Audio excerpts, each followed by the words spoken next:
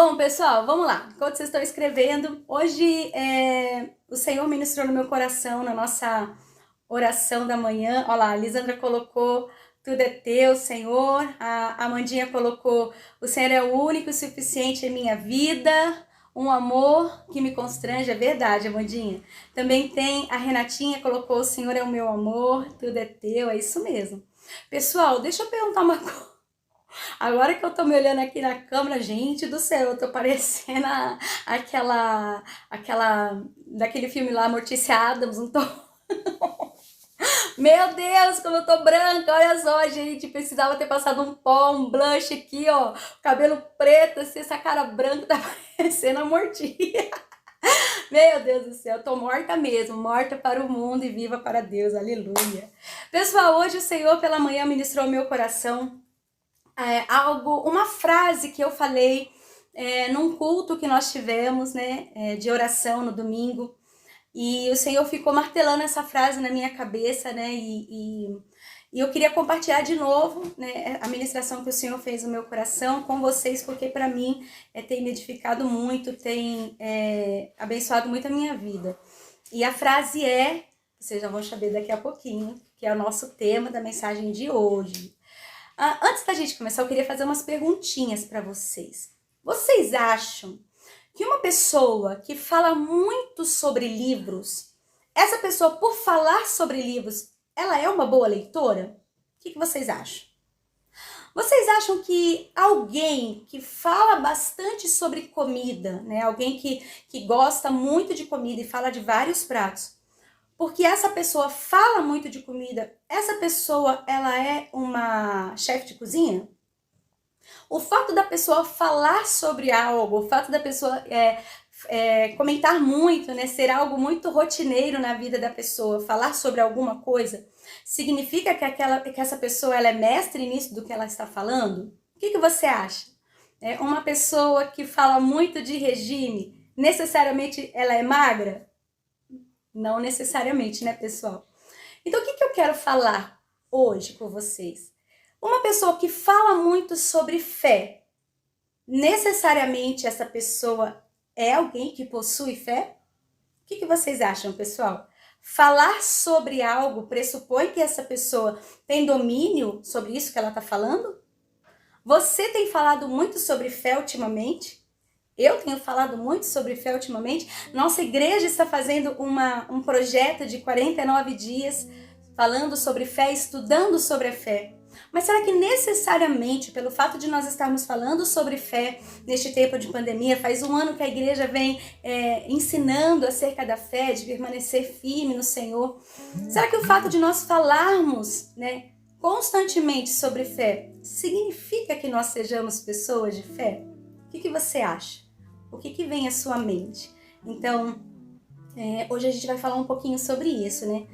Lá em Tiago, se você quiser abrir a sua Bíblia aí, Tiago 2:14, a gente vai ler a primeira parte, né? A parte A. Tiago 2:14 diz assim, eu já tô com a minha colinha aqui, por isso que às vezes eu fico olhando de lado, tá, pessoal? Porque a minha colinha tá bem aqui, para eu não demorar, né, abrindo a Bíblia. Então a Bíblia já tá aberta aqui para mim, tá bom? Tiago 2:14 diz assim, ó, de que adianta, meus irmãos, alguém dizer que tem fé se não tem obras, né? A nossa fé, a fé dos cristãos, ela é baseada única e exclusivamente em Jesus, certo? E Jesus, ele é vida. Bom, se Jesus é vida, o que isso significa para nós? Significa que a nossa fé, ela deve ser uma fé viva, né? Uma fé que está em movimento. É assim que eu interpreto o texto que nós acabamos de ler de Tiago 2:14, né? Como é que eu posso dizer que eu tenho fé se eu não tenho obras, né? Como é que eu posso dizer que eu creio em Jesus, que é a vida, e a minha fé é uma fé morta, é uma fé estagnada, é uma fé sem movimento, né? A nossa fé, infelizmente, né, com o passar do tempo, depois da nossa conversão, ela tende a estagnar. O que é estagnar, né? Ela tende a estacionar. Então nós temos ali aquele momento, né, de conversão a Cristo, de entender quem é Cristo e crer naquilo que o Espírito Santo está ministrando dentro de nós, né, de que Jesus é o Senhor, de que Ele morreu naquela cruz, no meu lugar, no seu lugar. A gente tem essa fé vívida, ávida, né, e a gente vai lá e corre, se joga para os braços de Jesus. Mas depois da nossa conversão, geralmente existe um processo de esfriamento ou um processo em que essa fé ela fica um pouco estacionada mesmo, estagnada. E aí o que o Espírito Santo ministrou no meu coração é o motivo pelo qual, com o passar dos anos, a nossa fé, que era tão linda no primeiro amor, ela começa a ficar estagnada. Você tem ideia do porquê que acontece isso? Você passa pela sua cabeça qual será o motivo, né, da nossa fé em um momento ser tão crucial para a nossa conversão e fazer tanta diferença na nossa vida, e em outro momento essa fé não passar de algo puramente técnico, mecânico, né? O que pode estagnar a sua fé, o que pode barrar a sua fé, o que pode fazer a sua fé estacionar são as suas emoções, os teus sentimentos, as minhas emoções e os meus sentimentos. É por isso que o título dessa mensagem que Deus vai ministrar no nosso coração é A Fé Não Sente. Não sei se você chegou a ver o post que a gente fez, né, para chamar você para este momento de adoração ao Senhor através desse culto. E é exatamente isso que estava escrito lá no nosso tema. A fé não sente. Parece uma frase sem sentido, né? Talvez se um professor de português estiver lendo essa frase, estiver visto essa frase, ele vai falar, meu Deus, que loucura. É totalmente errada essa frase. Mas eu quero que você se atente no sentido, né, no conceito que tem por trás dessa frase. A fé não sente. O que pode estagnar o meu processo de crescimento em fé e o seu processo de crescimento é a sua emoção, é a sua fé. Bom, os sentimentos, as nossas emoções, elas nos limitam, né? As emoções são limitadas, os sentimentos são limitados, mas a nossa fé, ela é eterna. A nossa fé não acaba, porque a nossa fé é em Cristo, e Cristo é a vida eterna, então ela nunca vai acabar. Mas hoje, eu e você, a gente vai aprender com alguns homens, né? Eu falo homens, né? Mas no sentido geral, né? Alguns personagens bíblicos, apesar de que vão ser todos homens, que vão nos ensinar nessa noite como a gente pode ultrapassar o limite desta fé que ficou estagnada por conta das emoções. Eu quero te convidar nesse momento a você prestar muita atenção no que você vai aprender através da vida destes homens, né? O princípio da emoção que limita a sua fé e o princípio de uma fé pautada na vida que é Cristo e, portanto, ilimitada, né, em movimento. Vamos lá, então? Você está disposto? Está afim? Está querendo mesmo? Se você está querendo, então o Espírito Santo vai falar com você. Olha lá. O primeira emoção, o primeiro momento que eu quero conversar com vocês, se você estiver aí anotando, é assim, ó. A fé não sente ofensa, a fé não sente raiva, a fé não sente desejo de vingança. Bom, o personagem bíblico, né, o ator bíblico que o Espírito Santo ministrou no meu coração, para que nós entendamos que a fé não sente raiva, vingança ou ofensa, foi Noé. Vamos ler comigo aqui o texto que está lá, deixa eu ver aqui a referência. Gênesis 6, se você tiver com a sua Bíblia aí e quiser acompanhar comigo. Gênesis 6, do 11 ao 17. Eu vou tentar fazer a leitura rapidinho, tá? A terra, porém, estava corrompida diante da face de Deus, e encheu-se de violência. E viu Deus a terra, e eis que estava corrompida, porque toda a carne havia corrompido o seu caminho sobre a terra. Então disse Deus a Noé: o fim de toda a carne é vindo perante a minha face, porque a terra está cheia de violência. E eis que os desfarei com a terra. Faze para ti uma arca de madeira, de gofer. Farás compartimentos na arca e a betumarás por dentro e por fora com betume. E desta maneira a farás, de 300 côvados o comprimento da arca e de 50 côvados a sua largura e de 30 côvados a sua altura. Farás na arca uma janela e de um côvado e acabarás em cima, e a acabará em cima. E a porta da arca porás ao seu lado. Far-lhe-ás andares abaixo, segundo e terceiro.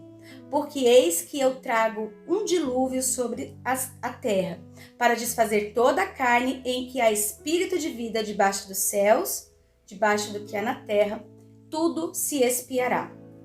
Bom, pessoal, se você imaginar o contexto que estava acontecendo, a gente está falando aí de eras e eras e eras passadas, num período em que tudo ainda era relativamente novo na Terra, né? Em termos de fenômenos, né? Em termos de manifestações geológicas, tudo era relativamente novo se comparado a tudo que nós já sabemos sobre as manifestações da Terra hoje em dia. Então, quando o Senhor apareceu para Noé e disse para ele que inundaria a terra num dilúvio, eu imagino que na mente de Noé deve ter dado um bug, né? Pã, que nem faz o computador, porque isso não era algo comum, aliás, não é nos dias de hoje, a não ser em São Paulo lá, né? Que quando dá uma chuvinha já inunda tudo, infelizmente. Mas na época não era assim. Eu não tenho tanta propriedade para falar sobre isso, né? O pastor tá aí online, ele pode me corrigir se eu estiver errada. Mas se eu não me equivoco, não havia chuva nessa época, né? A terra, a água, ela, né, tinha aquelas ondas de vapores subterrâneos, algo neste sentido. Então, a própria chuva já era um fenômeno um tanto quanto raro, né? Um tanto quanto desconhecido para Noé. E aí vem Deus e diz, olha, a casa vai cair pra galera aí, geral, tá me deixando, de cabelo branco, eu não tô aguentando, né, a maldade, né, o pessoal tá pisando na bola muito feio, então eu vou ter que dar uma exterminada de leve na galera e vou manter você. E enquanto de você eu vou fazer uma nova nação, um novo povo, uma nova nação, uma nova humanidade de você e dos seus descendentes. Bom, eu imagino, se Noé, né, tinha as mesmas características humanas que eu tenho, eu imagino que o sentimento de Noé naquele momento, primeiro foi de estranheza, né, talvez muita estranheza, e posteriormente, enquanto ele construía a arca, provavelmente ele sentiu raiva, provavelmente ele sentiu indignação, provavelmente ele se sentiu humilhado. Por quê? E eu vou explicar agora. Alguns teólogos acreditam que o período da construção da arca variou mais ou menos entre 80 a 100 anos. Noé levou para construir a arca. Então ele estava no meio de um povo corrompido, no meio de uma humanidade ruim, né? Com uma ordem um tanto quanto absurda, né? Um tanto quanto fantástica, a ordem que o Senhor tinha dado para ele. Se não havia, né, tanto conhecimento do domínio da terra, obviamente também não havia tanto conhecimento de mares, de navegação, e ele estava construindo um barco, um navio, né, uma arca para navegar, uma coisa totalmente estranha. Aí você imagina o que essas pessoas, né, que viviam ao redor de Noé durante 100 anos não fizeram com Noé. Imagina tanta humilhação, imagina tanto bullying. Se hoje a gente reclama do bullying, imagina numa galera que Deus estava querendo exterminar da terra, de tão bonzinho que eram, né? Então a maldade no coração desse povo era imensa, né? Era um povo realmente digno de extermínio. Então eles não viram Noé construindo essa arca, essa coisa tão inusitada, tão diferente, tão fora do comum, de uma forma tão tranquila e passiva, né? Provavelmente tiraram muito sarro, riram muito, fizeram tudo para atrapalhar, estavam ali 24 horas perturbando. E Noé tinha que construir um equipamento, um instrumento, né, que era a arca, colossal. Ele e os seus filhos, sem instrumento e sem recurso. Então você imagina tudo o que passou ali na mente, no sentimento, no coração de Noé. Muito provavelmente, o sentimento que ele teve foi de ofensa, se sentiu ofendido, né, pelas pessoas que estavam ali. Muito provavelmente sentiu raiva, né? Eu sei que ele era um homem escolhido por Deus e era santo, mas era sujeito às emoções, então provavelmente sentiu raiva. E quizás ali, né, talvez um pouquinho de sentimento de vingança. Né? Vocês estão rindo? Vai ver quem ri por último ri melhor. eu não vou pregar mais para vocês, não vou falar mais nada, não vou dar testemunho, eu não sei, né?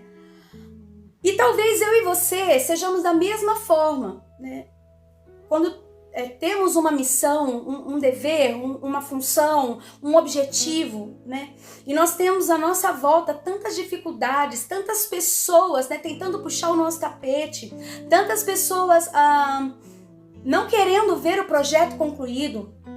Talvez eu e você, quando tenhamos um projeto para fazer, um plano, um sonho, uma proposta, e nos falta o recurso, como faltava para Noé, e nos falta a sapiência, nos falta o conhecimento para fazer aquilo funcionar.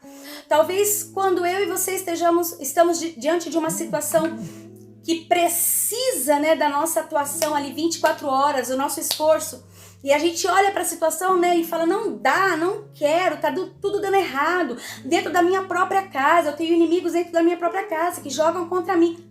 Talvez eu e você, por conta dessas emoções que também estavam presentes ali, muito provavelmente na vida de Noé, talvez eu e você, nós tivéssemos parado no meio do caminho.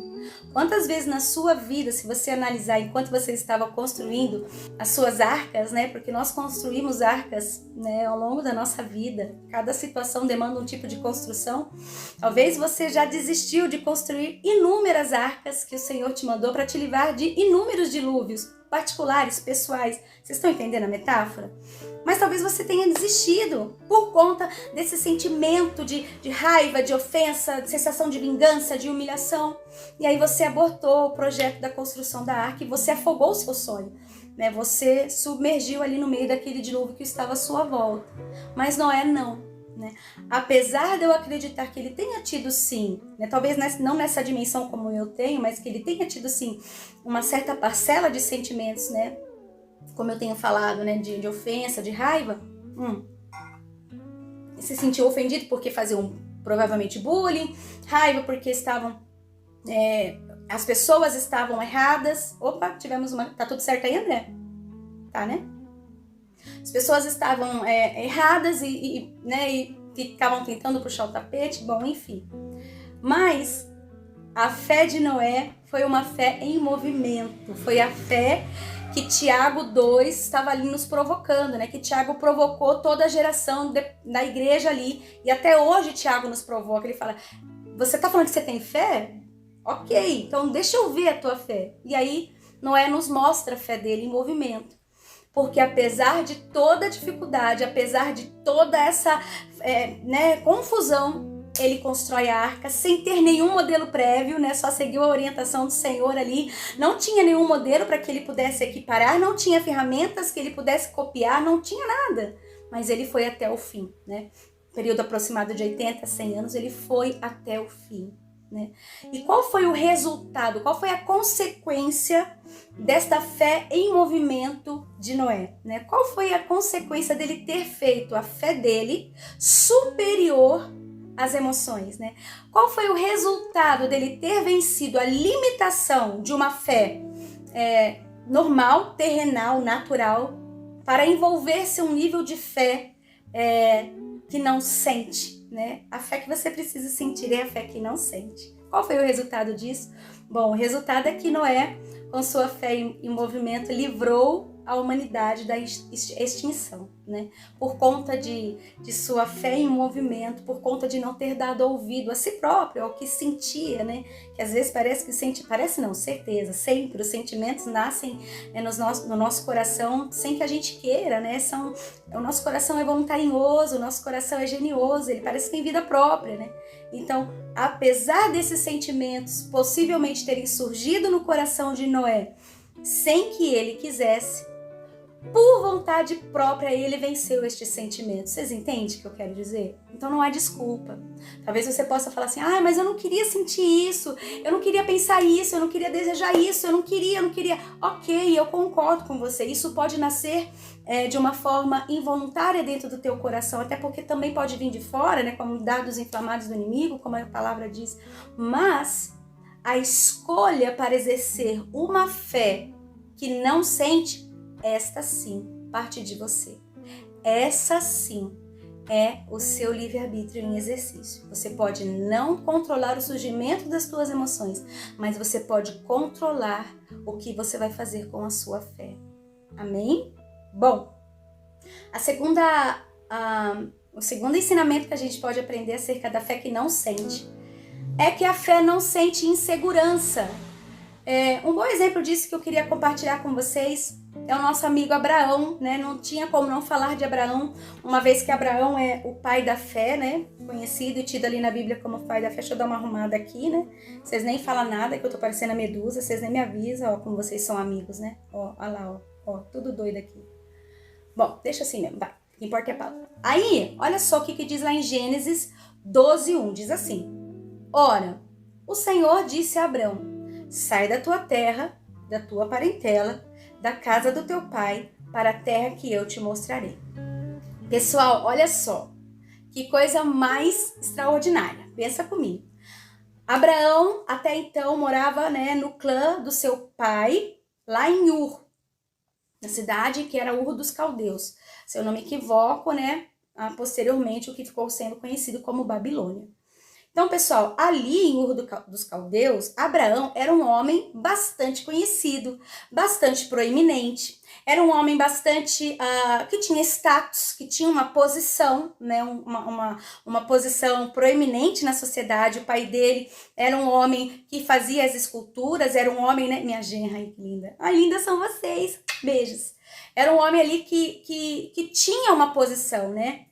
E aí, de repente, né, tinha status social, tinha status econômico, financeiro, tinha, né, a segurança da família, tinha a segurança dos amigos, né, tinha a segurança de ser alguém praticamente intocável, né, de ser alguém praticamente ali protegido pelo seu próprio clã. E do nada, né, do universo veio a voz do Senhor e diz: Abraão, sai, dá um vazar, Abraão, perna para que te quero. Eu fico imaginando, né, o que eu sentiria ali naquele momento. Na verdade, a minha família, né, eu e o André e meus filhos, nós tivemos a oportunidade de passar por algo, assim, bem petitico, parecido com isso, né? Sair da nossa terra, sair da nossa parentela, deixar nossas mamães lindas, maravilhosas, deixar nossos familiares, deixar nossos amigos, nossos discípulos e irmos para uma terra, né, que não conhecemos, enfim, né, quando nós fomos fazer missão. Se nós que estávamos ali naquele momento, né, era algo que nós realmente queríamos, era um sonho realizado, poder ir a outra nação pregar de Jesus. E o nosso coração, né, palpitava e dava aquele frio na barriga, aquele anseio, aquele temor: será que vai dar certo? Será que não vai? Meu Deus, saudade, meu Deus, como é que eu vou fazer para não comer paçoca? Que no Chile não tinha paçoca, essas coisas todas. Ai, meu Deus, ai, meu Deus. E eu que, né, tô aqui tão fácil, eu tinha já internet, telefone, tudo fácil. Imagine Abraão, né? E Abraão, quando Deus falou com ele, não sabia para onde ia. Só falou: Deus, sai. Ok, sai para onde, quando, como, por quê, o que eu levo, o que eu não levo? Abraão, não pergunta, cara, só sai. E foi exatamente isso, não vou contar, né? Aí vocês já sabem a história. Então, quais os sentimentos que podem ser produzidos nessa situação? Obviamente, insegurança. Gente, é óbvio que Abraão, muito provavelmente, eu não sou vidente, graças a Deus, né? Mas pela sapiência das emoções humanas, a gente pode deduzir que Abraão passou por um momento ali muito grande de insegurança, né? Algo interno. Ai, pastora, você está falando heresia, porque Abraão era o pai da fé. Óbvio que ele era o pai da fé, mas exatamente pelo fato dele ser o pai da fé que eu estou dizendo que muito provavelmente ele teve sentimentos contraditórios dentro do coração dele. Porque ele decidiu, pelo livre-arbítrio dele, os calvinistas que me perdoem aí, ele decidiu pelo livre-arbítrio dele, ele pôs a fé dele acima daquilo que ele estava sentindo. É exatamente por isso que eu acredito que Deus o chamou de pai da fé. Porque apesar de estar inseguro, apesar de estar com o seu sentimento um tanto quanto instável naquele momento, olhando para a situação e pensando: o que eu vou fazer? sem os meus familiares, sem os meus amigos, sem a minha situação confortável, sem o meu status quo de líder do clã, sem a minha posição financeira confortável, sem a minha posição de homem proeminente, o que eu vou fazer sem tudo isso? Muito provavelmente ele estava pensando nisso. Mas a fé dele naquele que o chamou, sem nem muitos detalhes, superou, ultrapassou, foi além, inimaginavelmente, de uma forma indescritível do que as emoções dele estavam dizendo naquele momento.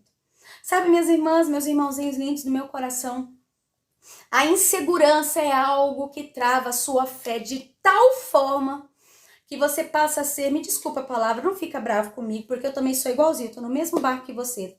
Passamos nós a sermos medíocres. Infelizmente essa é a palavra, medíocres. Imagina se nesse momento Abraão tivesse permanecido na sua segurança, na sua estabilidade, dito assim, olha Senhor, eu acho que isso é coisa do meu coração, na verdade não pode ser o Senhor que está falando, porque Deus não ia falar uma coisa incompleta, Deus não é Deus de confusão, então eu devo ter entendido errado, eu vou ficar por aqui mesmo, Deus me usa aqui mesmo. O que seria de Abraão? Seria um nada. Quem é Ur de Caldeus? Quem são os caldeuses, não sei. Quem são? Você conhece alguém daquela época de Ur dos Caldeus que não seja Abraão? Não conhece, ficaram perdidos na história. Assim seria a vida de Abraão, medíocre. Mas porque a fé dele sobrepassou, a fé dele foi além, a fé dele venceu a emoção, a fé dele sobrepassou o natural, sobrepassou aquilo que é comum e corrente. Ele saiu do lugar onde ele estava, da segurança dele, foi para um lugar de totalmente insegurança e instabilidade. E ali, sabe qual foi a consequência da fé viva, da fé em movimento de Abraão? Ele deu origem ao processo de Canaã. E aí eu coloquei processo de Canaã porque é mais do que um território, é mais do que o êxodo de um lugar para outro. É uma história de Canaã, onde surgiu o povo de Israel. Tudo que você conhece, a maioria das narrativas bíblicas, surgiu ali naquele lugar onde Deus levou Abraão. Então é mais do que um espaço, é mais do que um local. Eita!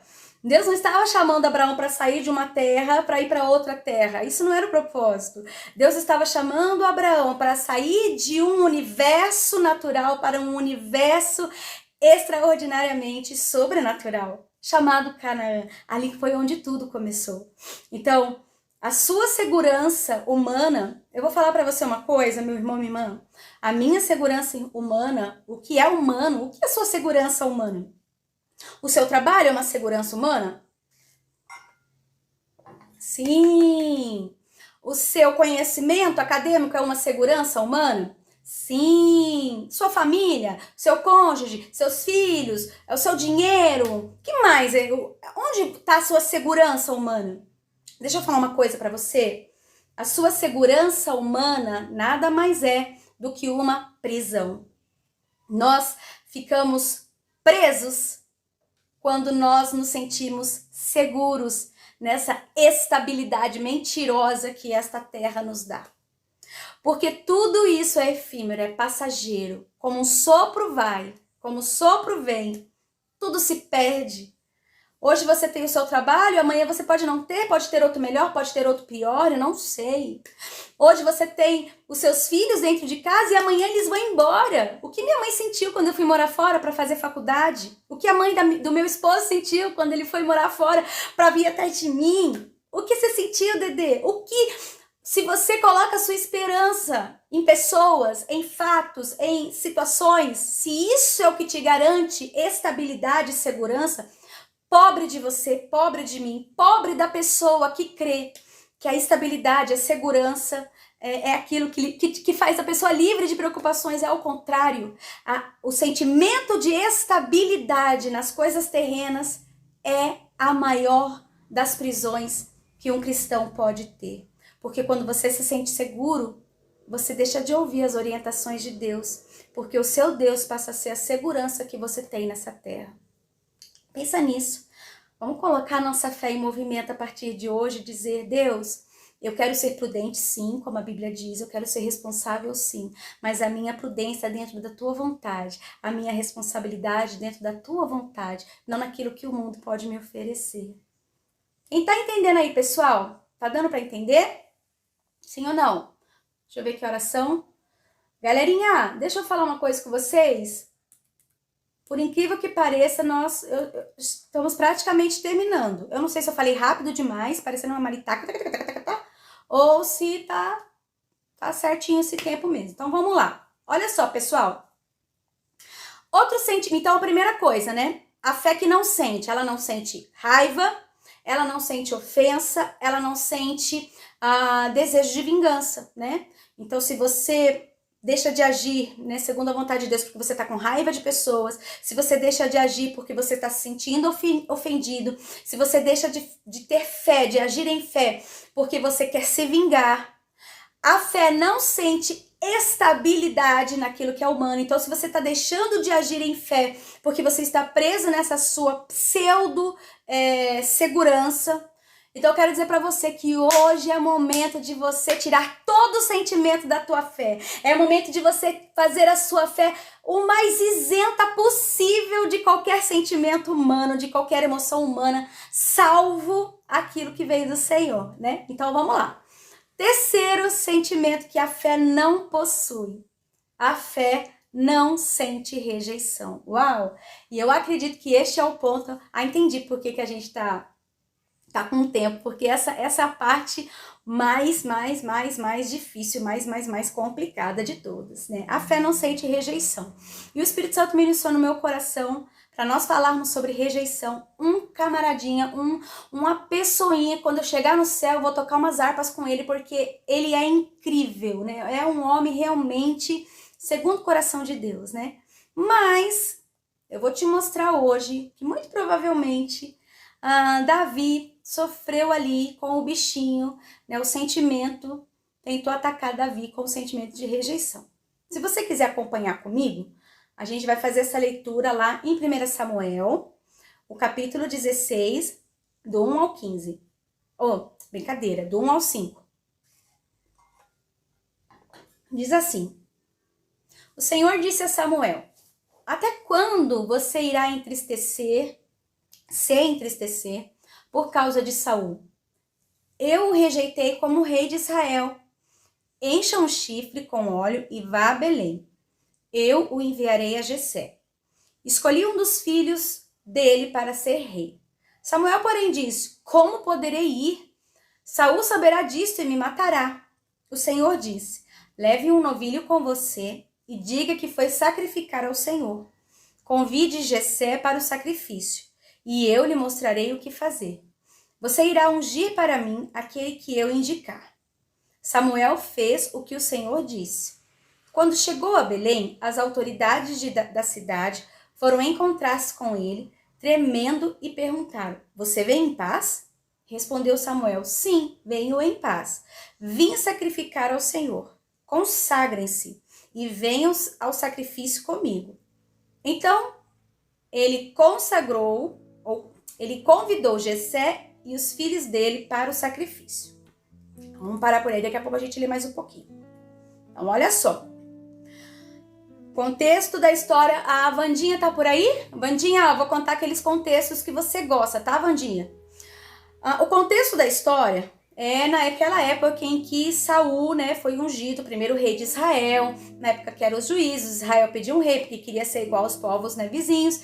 Deus instituiu Saul, tava tudo bacaninha, e de repente o coração de Saul se desviou do Senhor e fez aquilo que o Senhor não aprova. Então o Senhor, né, nesse momento que nós lemos aí, revelou seus planos para Samuel, que era o profeta do Senhor, dizendo: olha, Samuel, apesar de Saul estar no governo, eu vou ungir outro rei. E este rei está lá na casa de Jessé. Pega o seu camelinho, nem sei se era camelo, põe o seu Nike no pé e vaza. Vai lá para a casa de Jessé e vai ungir o rei. Só que mal sabia Samuel que Jessé tinha nada mais, nada menos do que 8 filhotinhos lindos e maravilhosos. Chegando lá, o povo da aldeia, da vila onde o Jessé morava, ficou, né, assim, ó, lá vem Samuel, galera, Samuel. Porque Samuel, pensa numa figura que era, assim, famosa na época, né? Era uma autoridade, era o profeta, era o cara mesmo, né? Samuel era o profeta que proferia, inclusive, juízo, né? Tinha ali a figura de juízo também. Então, assim, foi uma visita ilustre na cidade, né? Ficou aquele alvoroço na cidade, aquele Samuel. E aí Samuel chega do nada, fala, Jessé, come here, please. E aí vem Jessé, né? Com aquela cara desconfiada, meu Deus do céu, o que aconteceu? O que os meus meninos fizeram? O que os meus bichinhos fizeram? Ai, meu Deus, ai, meu Deus. Olha aqui, Jessé, o negócio é o seguinte, eu vim sacrificar com a galera aqui da sua cidade, eu vim prestar culto ao Senhor, eu vim render um culto ao Senhor, e eu quero você e seus filhos comigo na mesa, a gente vai fazer o sacrifício junto ao Senhor. Gente, pensa, se você acha que receber convite para ir em casamento de parente rico é honra, você não sabe de nada, inocente. Olha, esse convite que Samuel fez para a família de Jessé era o melhor convite de todos. Era o maior, era o suprassumo. Você oferecer sacrifício ao Deus vivo, fazer o ritual de adoração ao Deus todo-poderoso, maravilhoso, lindo, bonito, cheiroso, com Samuel. Gente, não tinha evento mais top das galáxias do que esse daí. Não tinha. Era o evento suprassumo de todos os tempos. Talvez, né, eu me arrisco a dizer assim, que agora não tá vindo na minha memória, talvez foi o convite mais chique do Antigo Testamento. Talvez, não sei. Se você acha que foi aí, teve outro momento em que alguém foi convidado para um evento tão chique assim, você coloca aí no chat pra gente ver. Mas pra mim, esse daí foi o convite mais suprassumo de todos. E aí, então, vem Jessé com os 7 filhos, né, na casa, fazer ali a refeição e oferecer o culto, o sacrifício ao Senhor. E aí Samuel revela o plano de Deus, né? Falou, ó, galera, vocês estão achando que, né, eu vim aqui por um objetivo específico, eu vou ungir o rei. Aí passa 1, passa 2, passa 3, passa 4, passa 5, vocês sabem da história, né? Passou os 7 filhos lá desse menino aí, do Jessé. E Samuel cada vez mais triste, que não chegava. Meu Deus, será que eu entendi errado? Será que não era para fazer nada disso? Cadê? Não tem? Cadê? E aí Samuel faz a seguinte pergunta em 1 Samuel 16:11. Então perguntou a Jessé, estes são todos os filhos que você tem? E Jessé respondeu, olha menina, tava até esquecendo. Eu tenho lá aquele caçula lá, como é que é o nome dele? Me ajuda aí, gente. O Davi, eu tenho lá o Davi. Mas não liga não, olha o que ele fala aqui depois. Eu tenho o caçula lá, mas ele tá cuidando das ovelhas. O que você entende com essa frase? Mas ele tá cuidando das ovelhas. O que você entende disso? Eu tenho 2 filhos. Olha, um é bastante inteligente, um tá fazendo faculdade, né? E o outro fica lá em casa. Olha, eu tenho 2 amigas bem legais, mas uma eu sempre chamo pra sair comigo, pra passear. A outra eu mando mensagem de vez em quando. Olha, tem vários funcionários na minha empresa, mas olha, esse aqui é o cara, hein? Vem cá, gente, vem cá. Esse é o melhor. É mais ou menos isso, né? Naquele momento, Jessé estava falando, meus 7 filhos, né, que os dignos de serem reis, os dignos de serem, né, assim, uma posição, o foco do meu olhar, o foco dos meus pensamentos, o foco dos meus projetos, né, onde eu projeto um futuro, onde eu projeto sonhos, onde eu projeto, né, perspectivas grandes, são esses 7. Mas o outro tá lá. É meu filho, verdade, mas tá lá com as ovelhas. Então, muito provavelmente, o coração de Davi possa ter sido aí contaminado por 2 sentimentos que acometem, né, praticamente 99,9% da população mundial em algum momento da sua vida, que é a rejeição e o complexo de inferioridade. Porque se você sabe que na sua casa vai ter um evento mega top, ultra das galáxias, e você não é nem convidado, no mínimo, você se sentiria esquecido, sim ou não? Se fosse você nessa situação, talvez você se sentiria inferior, talvez você se sentiria rejeitado. Eu acho que sim. Provavelmente sim. Mas sabe o que acontece? A rejeição e o complexo de inferioridade são os piores sentimentos de todos.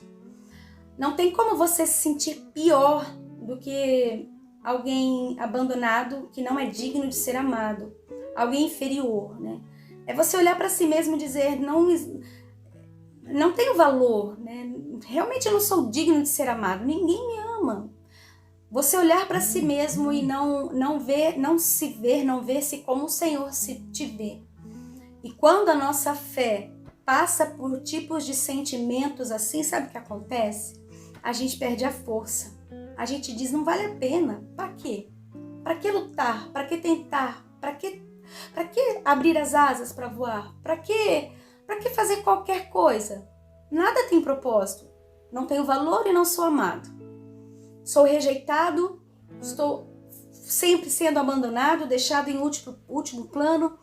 As coisas importantes eu nem sou cogitado, né? Então, talvez quando você, desde o largo da tua vida, desde a sua infância, desde que você é pequeno, eu não sei a sua história, mas com certeza em algum momento o inimigo tratou de fazer você se sentir inferior, fazer você se sentir rejeitado. Talvez por um pai, por uma mãe, talvez um amigo, uma amiga, um irmão, seu próprio cônjuge. Talvez ao largo de toda a tua vida, isso aqui foi semeado no teu coração, né? Você se sentir alguém tão baixo, tão sem valor, que realmente é alguém não digno de ser amado. E quando você passa a sua fé por esse tipo de emoção, por esse tipo de sentimento, então a sua fé atinge um nível de estagnação como em nenhum outro sentimento. A rejeição e o complexo de inferioridade é o que mais pode estagnar a tua fé, porque faz você pensar que não vale a pena, que não tem sentido. Para que você vai fazer? Mas naquele momento em que Davi entrou, a Bíblia diz, um rapazinho, tudo bem que um rapazinho de olhos bonitos, um rapazinho de boa aparência, mas um rapazinho. Quando ele entrou ali naquela sala de jantar, quando ele estava ali com todos os irmãos, o pai, Samuel e talvez as outras autoridades da cidade, e ele todo sujo, né? Provavelmente sujo, fedendo a ovelha, com a roupa cheia de pelo de ovelha suja, né? Talvez ele tenha ficado a tarde inteira deitado no mato, tocando ao Senhor e louvando ao Senhor. E tinha mato na cabeça dele, tinha mato no corpo dele. E quando ele entrou ali, talvez ele tenha pensado, puxa vida, que miserável homem que eu sou. Todo mundo aqui reunido, por que me chamaram? Para me humilhar mais? Para me fazer sentir pior? Talvez ele tenha pensado isso, mas no momento em que ele entrou na sala, o Senhor não viu nada além do que o lindo, doce coração de Davi, né? Tudo aquilo que ele tinha no exterior não fazia a menor diferença para Deus. E aí foi quando Deus disse para Samuel, Samuel, pega todo esse óleo ungido, derrama na cabeça do meu filho, como se fosse eu descendo do céu, abraçando o meu filho, ungindo o meu filho, limpando o meu filho, mostrando para o meu filho, filho, eu te lavo com o meu amor de cima a baixo, de um jeito extraordinário, eu banho você nas águas do meu amor. Talvez seja isso que o Senhor tenha dito para Davi naquele momento, quando ele foi ungido. Eu não acredito que Davi tenha ouvido, estou ungindo você como rei de Israel. Naquele momento, para mim, o que Davi ouviu dentro do coração dele, eu estou envolvendo você com os meus braços de amor. Porque quando ele entrou na sala, os olhos para ele eram de rejeição. Quando ele entrou naquele lugar, eu estou dizendo sala, mas naquele ambiente, as pessoas pensaram, o que ele está fazendo aqui? Quem que ele pensa que é? Eu acho que o primeiro filho era Abinadab, se eu não me engano, o primeiro filho de Jessé, eu não sei. Tô esquecendo os nomes, mas o mais bonito, o mais alto, o mais forte. Talvez ele tenha pensado, cara, você é ridículo, você tá fedendo, desculpa a palavra, você tá fedendo a cocô. Vai embora. E ele sentiu o olhar das pessoas sobre ele. Tanto que ele nem tinha sido considerado. E assim que ele entra, o óleo da unção do Senhor cai sobre ele. E a mesma medida que o óleo vai descendo sobre ele, é a mesma medida em que ele vai se sentindo amado, cuidado, protegido. é que ele vai se sentindo limpo, purificado, único e exclusivo na face da terra. Tanto que até o fim da vida, com um pequeno lapso aí, uma pequena escorregada, pequena grande escorregada, mas que não vem o caso agora, até o fim da vida, né, ele foi tido aí como o homem segundo o coração de Deus, né? O que a fé dele fez? Ele colocou a fé além dos sentimentos, né? Depois que ele recebeu esse banho de amor, ele foi fatal, né? Ele foi impiedoso contra todo o império das trevas, né? Ele foi brutal. Um cordeiro manso diante do Senhor e brutal contra o império das trevas. O primeiro evento que ele fez quando ele saiu dali, né, evento grande, foi cortar a cabeça de Golias, né? Ele ganhou fama, ele conquistou terras, ele lutou ao lado de Saul, ele foi colocado como rei depois de não sei quantos anos, reinou sobre Israel e junto com Judá por 40 anos, somando o total. Qual foi a consequência desta fé que foi além dos sentimentos? O que isso causou? A consequência foi que ele expandiu o reino do Senhor. Se Abraão veio para Canaã e teve todo aquele processo, né, que a gente conhece da história, em Davi, que estava banhado de amor, ele expandiu o reino do Senhor, né? Então, desse reino do Senhor é que veio o nosso Salvador, né? Da linhagem do rei Davi, veio o nosso glorioso Salvador Jesus Cristo. Então, se você quer ter uma fé em movimento, uma fé que responde à pergunta que Tiago fez para nós lá em capítulo 2, versículo 14, a sua resposta é essa. Você tem que dizer para a sua fé, a minha fé não sente. Coração, você pode até sentir, viu, coração? Não é coração vocês, não, tô falando seu coração. Você pode até sentir, você pode sentir o que você quiser, mas eu sou superior ao que eu sinto. Parece meio contraditório, meio paradoxo, né? Paradoxal, desculpa, né? Você falando com você mesmo, mas é exatamente isso. Você não pode impedir que os teus sentimentos fluam dentro de você, nasça dentro de você, porque você faz parte de um sistema que vai tocar você de formas inimaginavelmente boas e inimaginavelmente ruins. Então, às vezes, essas emoções são sem controle, são involuntárias. Mas você pode decidir o que você vai fazer a partir dela. Isso sim está no controle das tuas mãos. A fé não sente. É hora de você colocar a tua fé em movimento de novo. É hora de você domar tuas emoções. Você pegar as rédeas das suas emoções e dizer assim, olha, a minha fé é superior, porque a minha fé é em Cristo. Cristo é vida, Cristo é eternidade, Cristo é poder e a minha fé é nele. Deus não fica triste com o que você sente, Deus fica triste com o que você faz a partir do que você sente. Deus não julgou Elias quando estava com depressão na caverna. Deus ajudou Elias a sair da caverna e ele escolheu sair.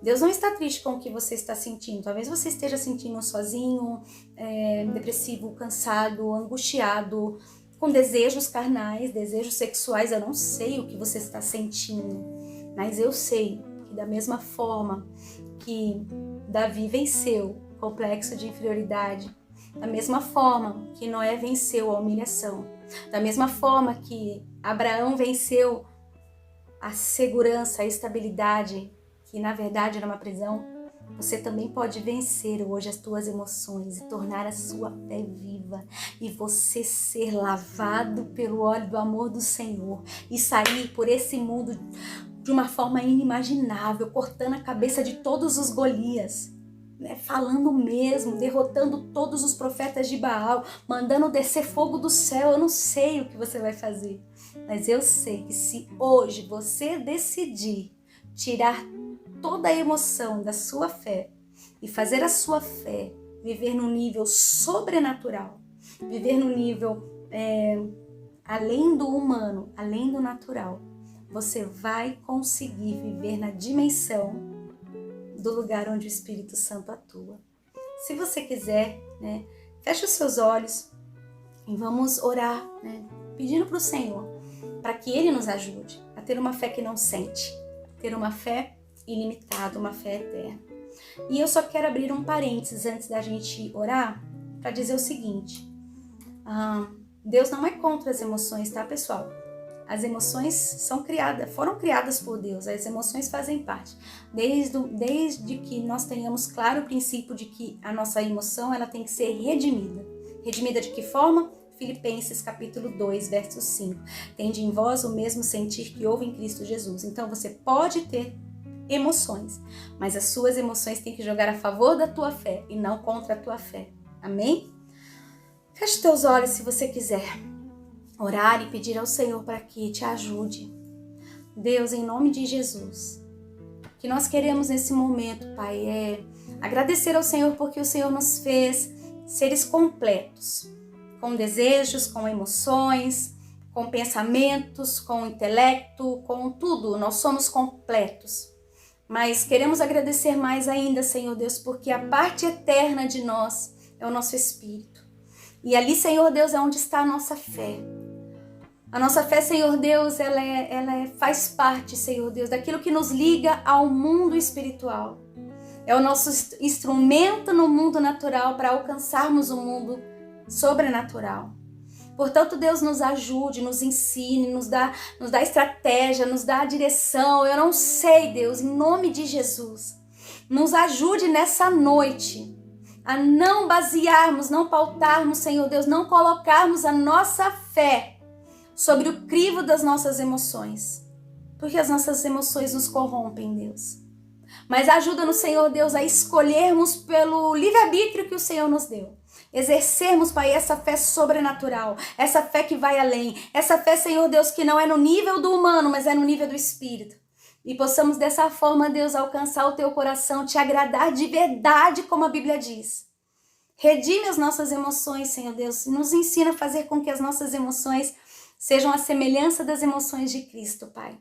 E assim nós vamos mesmo, Senhor Deus, conseguir Te agradar e trazer, Senhor Deus, mais pessoas para perto do Senhor. É assim que nós oramos, Deus, agradecidas no Senhor, em nome de Jesus. Amém.